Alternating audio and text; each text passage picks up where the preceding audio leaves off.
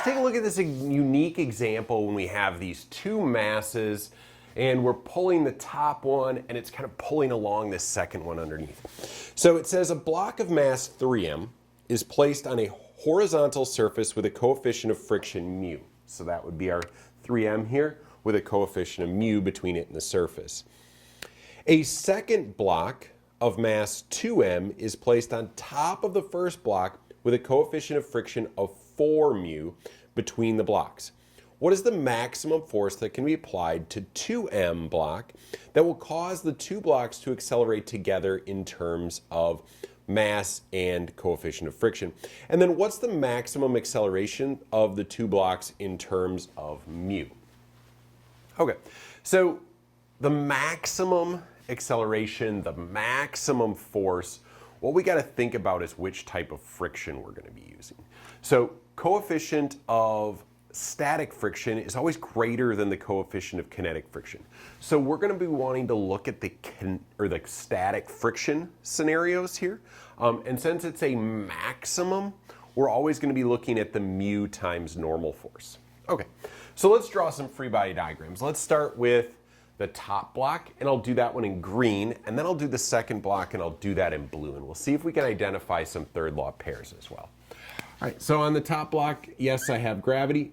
2mg is pulling down on it. I also have a normal force. I'll call that normal force 1. I have this F max applied over here.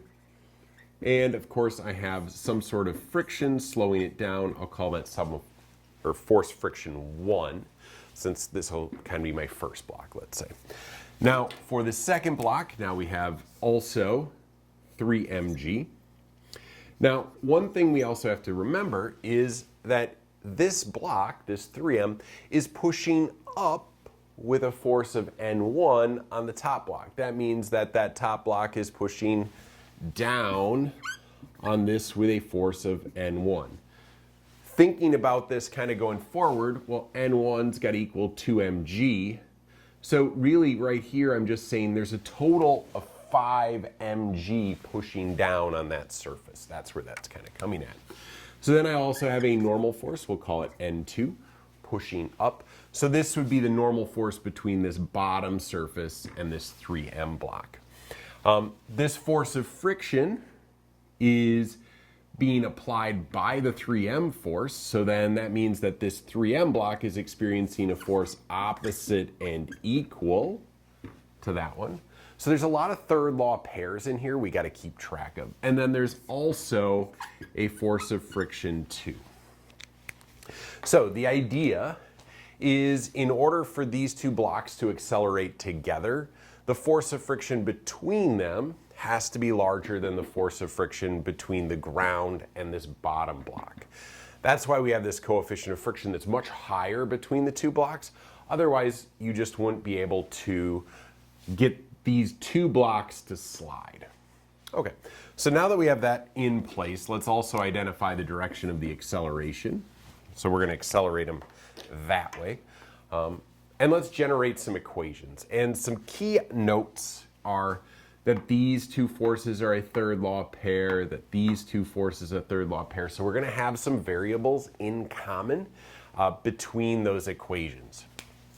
All right, so let's color code this thing, huh? So we got a green block here. So if I sum up the forces in the y direction on that green block, it's going to be 0.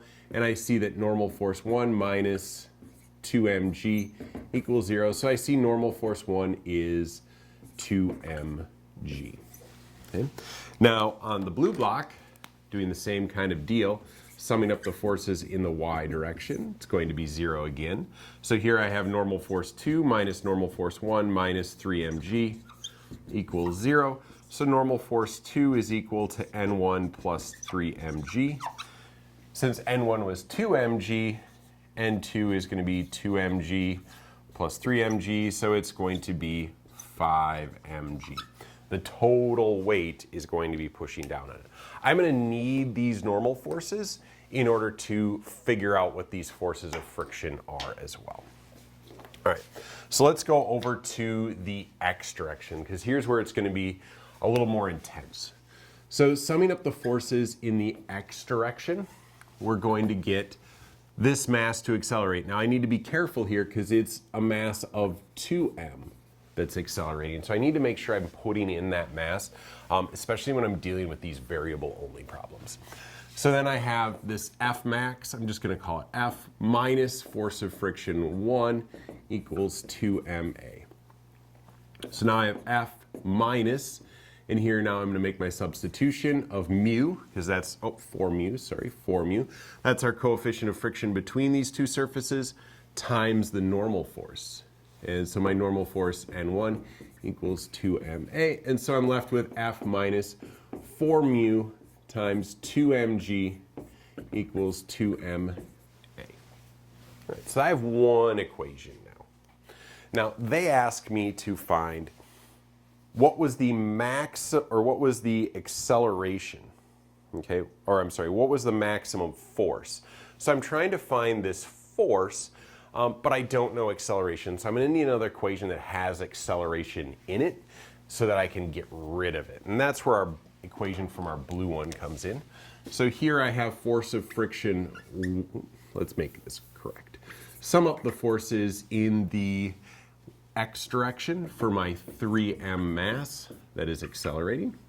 So I have force of friction 1 minus force of friction 2 equals 3ma. Force of friction 1, we can kind of get that from before here. So I see this is going to be my force of friction 1.